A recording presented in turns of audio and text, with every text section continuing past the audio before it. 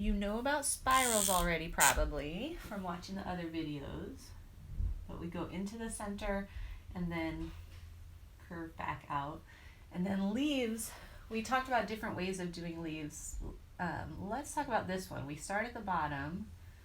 Up at the top we make a little lobe, and then come down the stem a little bit and put a lobe out to one side and a lobe out to the other, and then down a little more and a lobe out to one side and the other, and then you can put a leaf around that. And then I really like echoing things, so I'll usually put a second leaf around that. That's going to give it some definition in the quilting. Oh, it's the afternoon in Denmark, but what's a weekend, says Constance. Well, I have 2 kids who are in school and need support with that being in school. They're 7 and 11. And so it's a lot of poking around on the websites trying to figure out what the teachers assigned and helping them decide to do it. So it feels like 3 hours of hard work, every day that is really hard to see the tangible benefits from. So it's a reprieve from that. Also, very important news, it's Harry Potter weekend at my house. So we're going to watch a lot of Harry Potter movies, and we're also going to make treats that are mentioned in the Harry Potter books. So basically, I can't believe one of my kids is still sleeping because that's really exciting stuff. Okay, so here we go with this. I'm going to start with the showgirl here, which is the leaf. Make my little stem, come down a bit, make my 2 little lobes down more and the other 2, and then put a leaf around it, and then echo that. Now I can surround this or partially surround it with spirals. What I'm going to do is make these spirals a little bit smaller in terms of the amount of space that's open. So there's a lot of space open in this leaf. I'm making the open spaces in the spirals closer together so that the leaf ultimately will stand out in the quilting.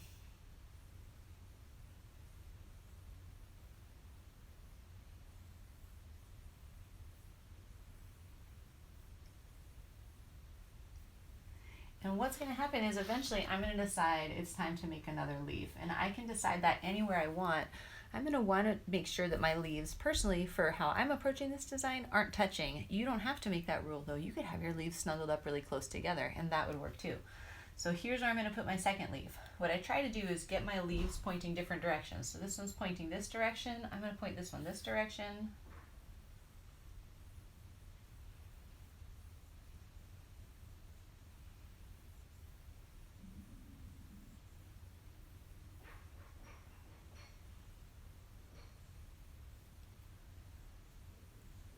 Seems like I could put another one right here too.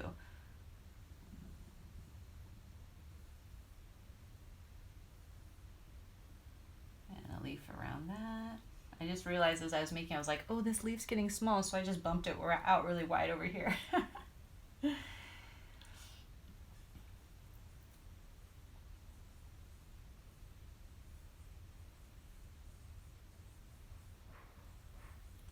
I'm going to see if I can work all the way around to this side of the leaf. So that's just going to be some more spiraling.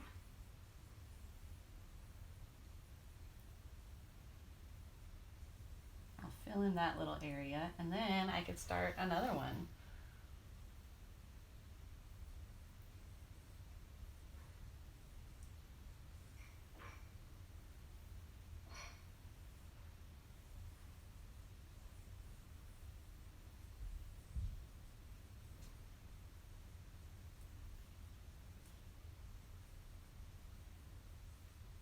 I'm going to stop here and think about what's going on because I left myself this little area and I'm like, oh, how am I going to fill that in and not get stuck? So I just stop and think about it for a second.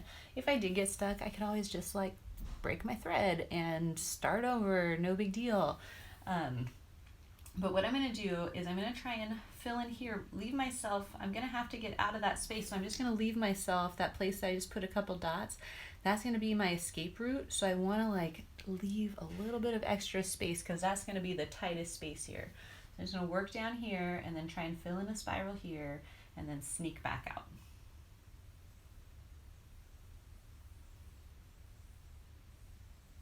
It worked.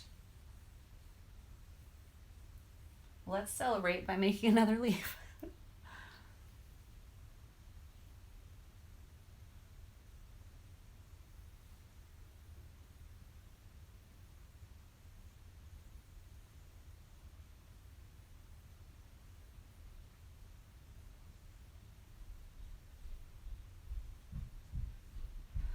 I think you've got the gist of this idea. You just try and get a layer of spirals around each leaf. Try and get your leaves pointing off in different directions. Try and keep them a little bit larger than your spirals.